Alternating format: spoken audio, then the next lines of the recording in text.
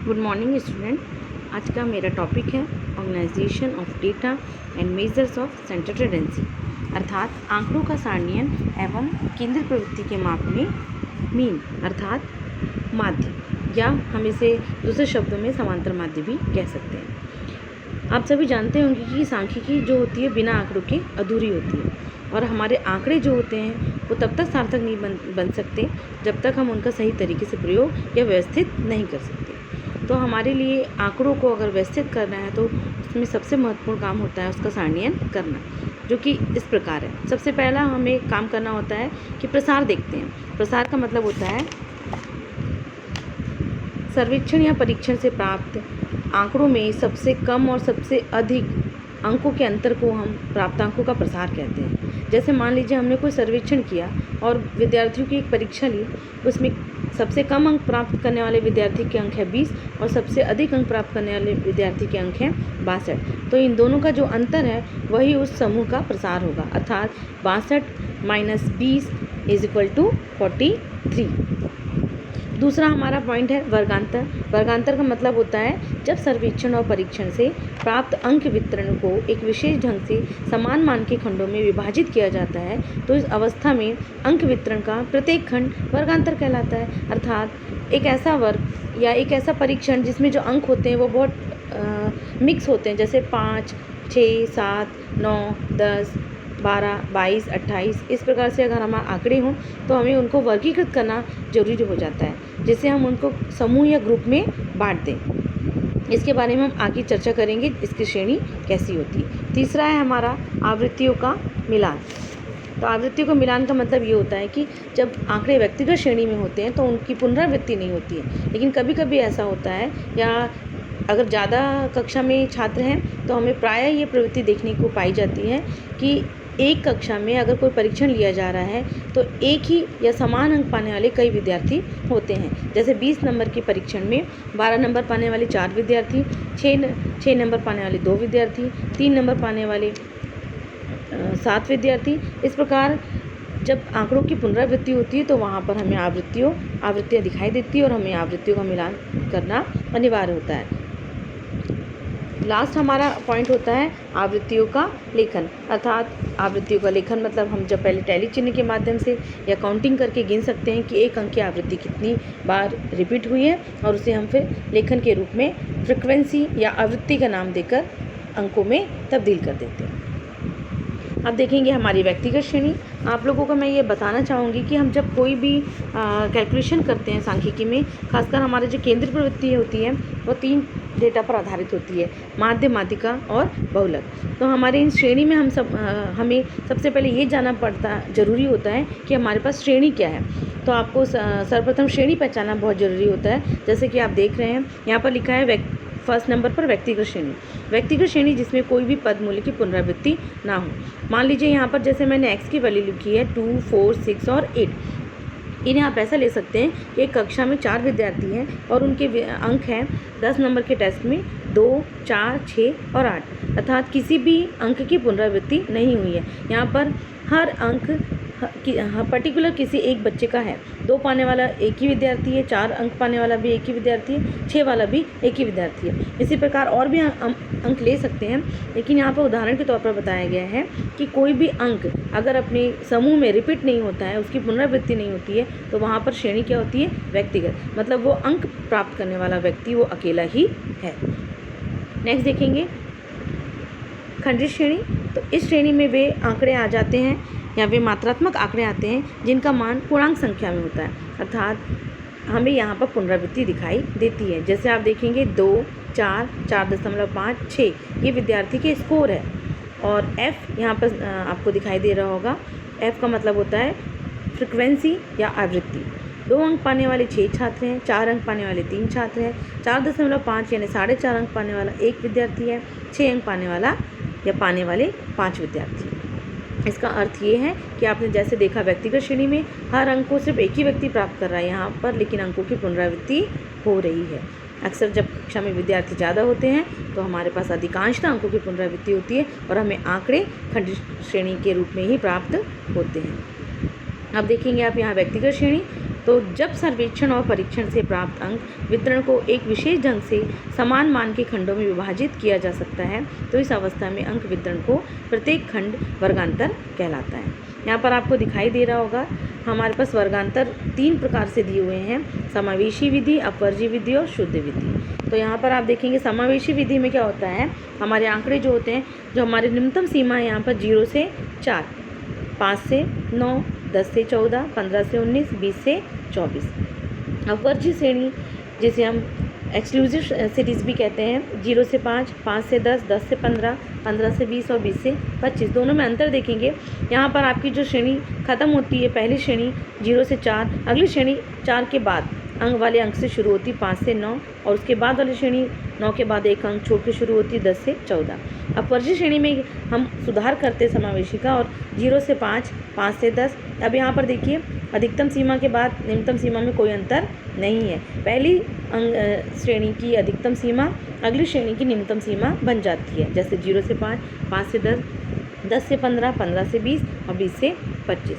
अब देखेंगे शुद्ध विधि। तो शुद्ध विधि में हम क्या करते हैं, समावेशी और अपवर्जी में परिवर्तित करने के बाद उस अंकों को शुद्ध करते हैं। जैसे आप देखेंगे 0 से 4, 5 से 9, इन सब में अंतर कितने का है।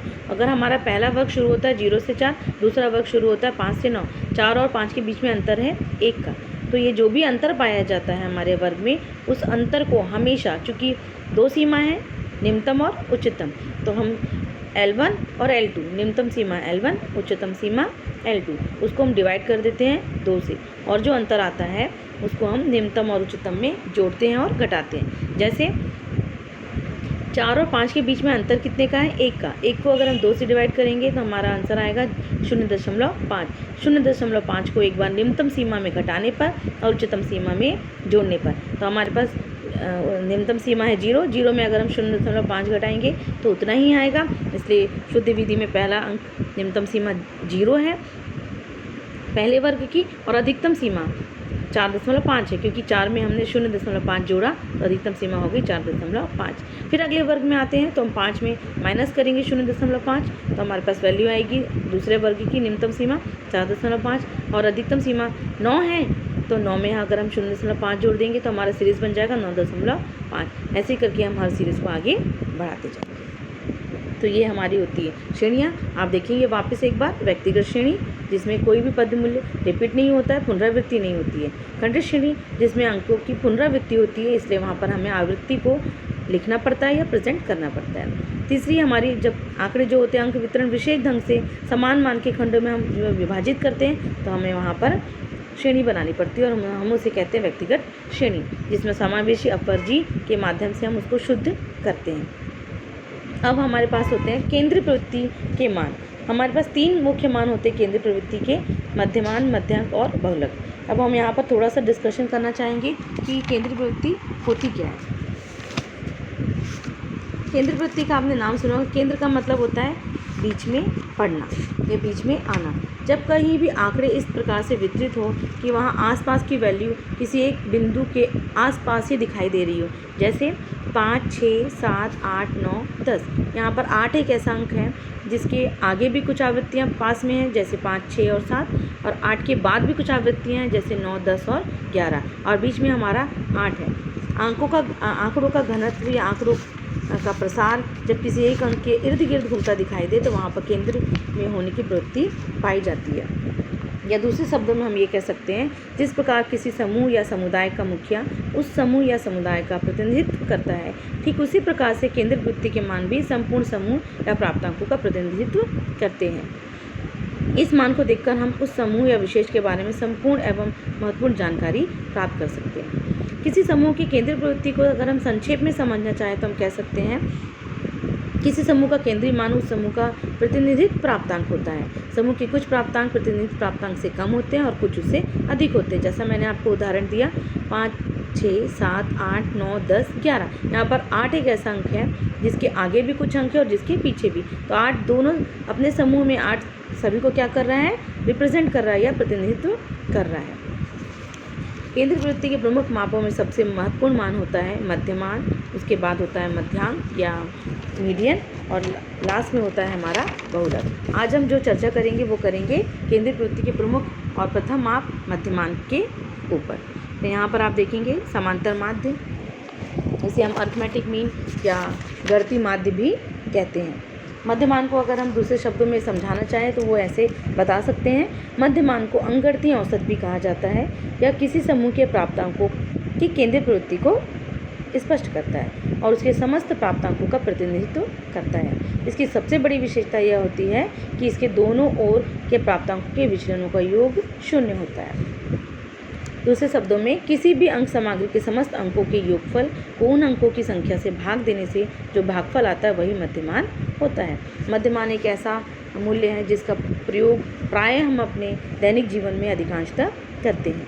औसत, जिसे हम सामान्य शब्दों में कहते हैं, आपने अक्सर सुना होगा औसत खर्च कितना है, औसत आय कितनी है, औसत इनकम कितनी है, या एवरेज आपका कितना निकल रहा है, या हम अगर देश की राष्ट्रीय आय की बात भी करते हैं तो औसत राष्ट्रीय आय से ही हम पूरे देश के प्रति व्यक्ति आय की तुलना करते हैं। तो वहाँ पर भी औसत का एक अपना महत्वपूर्ण स्थान है। अब बात करेंगे हम केंद्रीय प्रवृत्ति के प्रमुख माप मध्यमान को निकालने की विधि की। तो इसकी 3 प्रमुख विधियाँ होती हैं। सबसे पहली होती है प्रत्यक्ष विधि, जैसा आप देख रहे हैं। प्रत्यक्ष विधि में यहाँ पर साइन जो दिया है वो माध्य का साइन है, माध्य का साइन को हम इसी तरह लिखते हैं हमेशा। समांतर माध्य में प्रत्यक्ष विधि का फार्मूला होता है माध्य बराबर summation x upon summation n।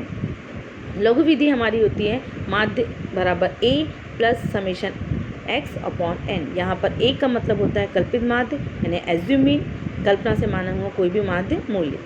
dx माध्य से विचलन और dx is equal to x minus a। पद विचलन विधि यहाँ पर आप देखेंगे तो माध्य is equal to a plus summation ds upon n into i. यहाँ पर हमारे पास a पहले जैसे कि आपको बताया कल्पित माध्य, ds माध्य से विचलन, n आवृत्ति, i वर्गांतर। अब हम देखेंगे हमारी श्रेणियाँ, जैसे कि आपने शुरू में पढ़ी व्यक्तिगत श्रेणी, खंडित श्रेणी और वर्गीकृत श्रेणी। तो व्यक्तिगत श्रेणी में हमें माध्य कैसे ज्ञात करना है, ये हमने यहाँ पर एक प्रश्न लिया है, देखेंगे, जहाँ पे सीरीज़ दिया हुआ है 1 से लेकर 10 तक, यानी कक्षा में 10 छात्र हैं और उनके स्कोर इस प्रकार है। x उनके स्कोर हैं 5, 10, 15, 20, 25, 30, 35, 40, 45 और 50, और इसका टोटल हमने किया तो आया 275। सेकेंड रो में देखेंगे आप dx आपको बताया x minus a।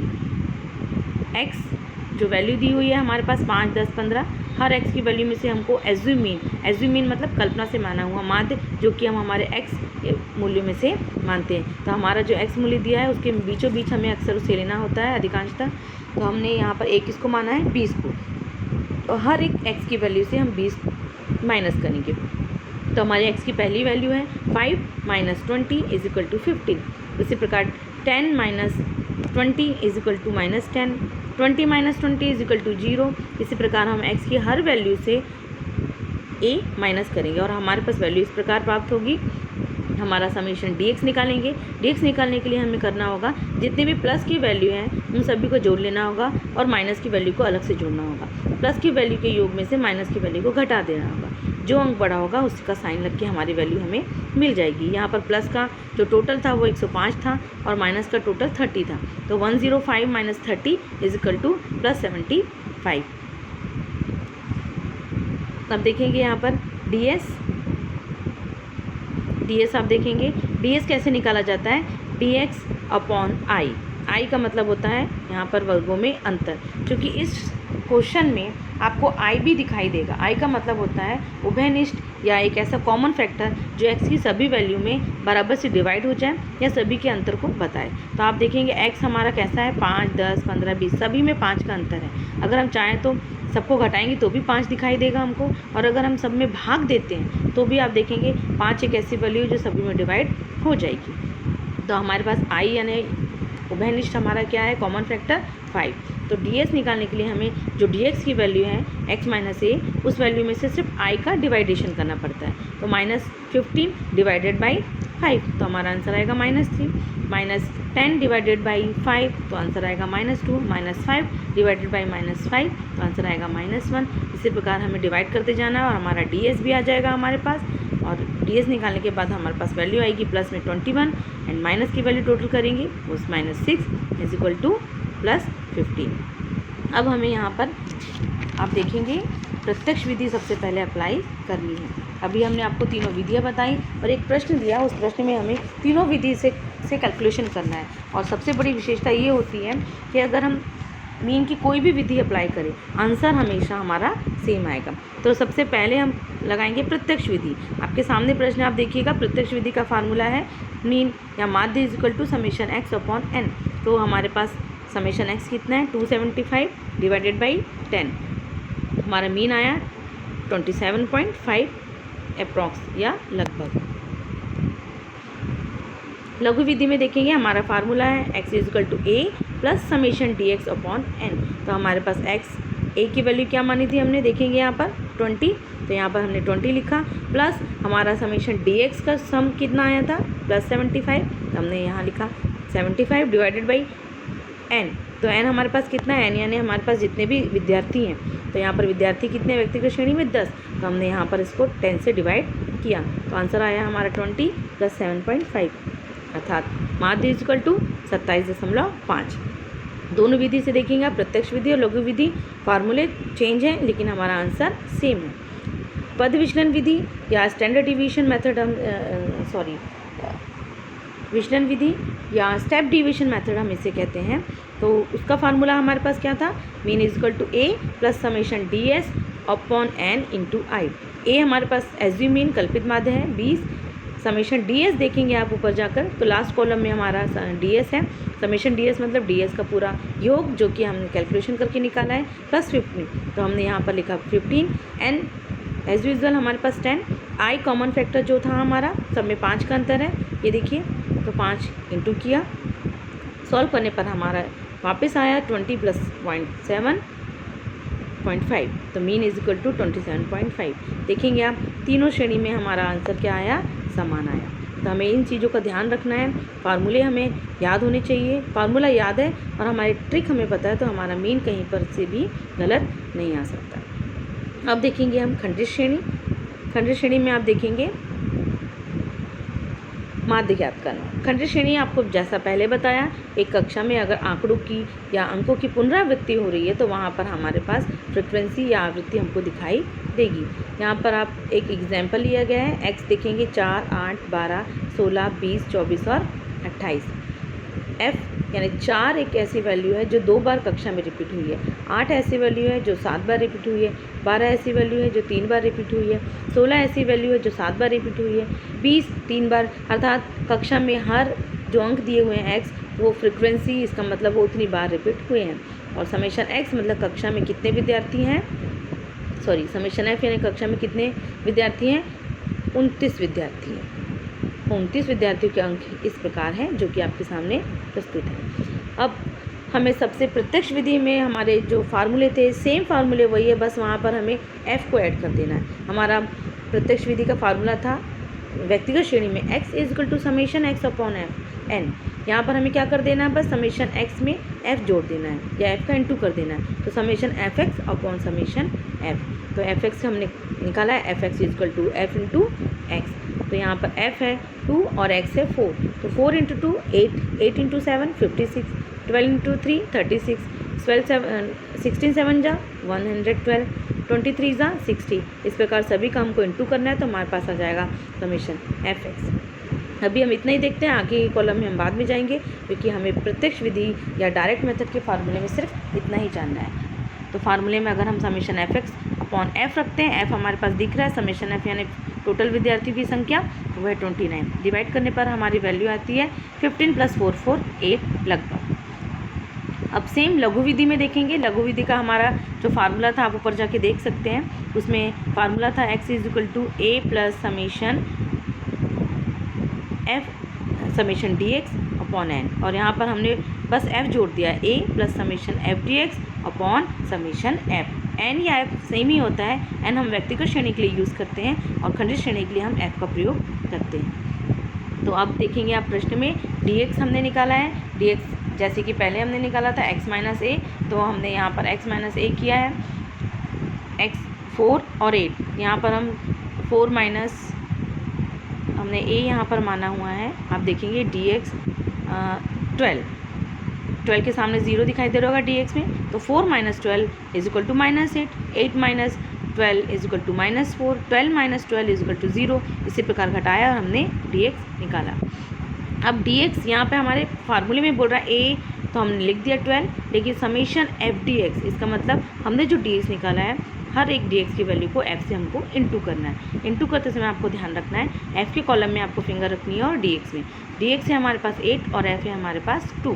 8 into 2 is equal to minus 16, minus 4 is equal into 7 is equal to minus 28। इसी प्रकार पूरे कॉलम्स में हमें इंटू करते जाना है और हमें एफ डी एक्स निकालना है। तो एफ डी एक्स का जो टोटल होगा माइनस और प्लस घटाने के बाद वो हमारे पास वैल्यू आ जाएगी 100। तो 12 assume mean plus summation f D x 100 divided by summation F यानी आवृत्तियों का योग, समेशन यानी योग, तो समेशन एफ यानी आवृत्तियों का योग इज इक्वल टू 29। तो डिवाइड करने पर हमारे पास वैल्यू आई 12 प्लस 3.448 अर्थात माध्य इज इक्वल टू 15.448। प्रत्यक्ष रीति से भी हमने निकाला तो हमारा मीन सेम आया, लघु रीति से भी हमने मीन निकाला तो भी हमारा मीन सेम आया। अब यहाँ पर पद विचलन विधि को देखेंगे या स्टेप डिविएशन मेथड जिसे हम कहते हैं। स्टेप डिविएशन मेथड की एक बहुत बड़ी विशेषता ये होती है कि तभी हम फॉलो कर सकते हैं जब हमारे पास कॉमन फैक्टर या उभयनिष्ठ हो। अब आप देखेंगे इस प्रश्न में हमारे पास कॉमन फैक्टर है, सभी वैल्यू ऐसी हैं जो 4 से डिवाइड हो जाती है, 4, 8, 12, 16, या सभी का अंतर भी अगर देखेंगे तो क्या है 4 है, मतलब 4 हमारे पास यहाँ पर उभयनिष्ठ है या कॉमन फैक्टर है जिसे हम आई के द्वारा व्यक्त करते हैं। पद विचलन विधि का हमारा फार्मूला जो व्यक्तिगत श्रेणी में था सेम वही फार्मूला है, बस हमें एफ ऐड करना है। ए प्लस व्यक्तिगत श्रेणी में यही फार्मूला था, a plus summation d s, यहाँ पर हमने क्या जोड़ दिया f, summation f D s upon नीचे समेशन एफ इंटू आई।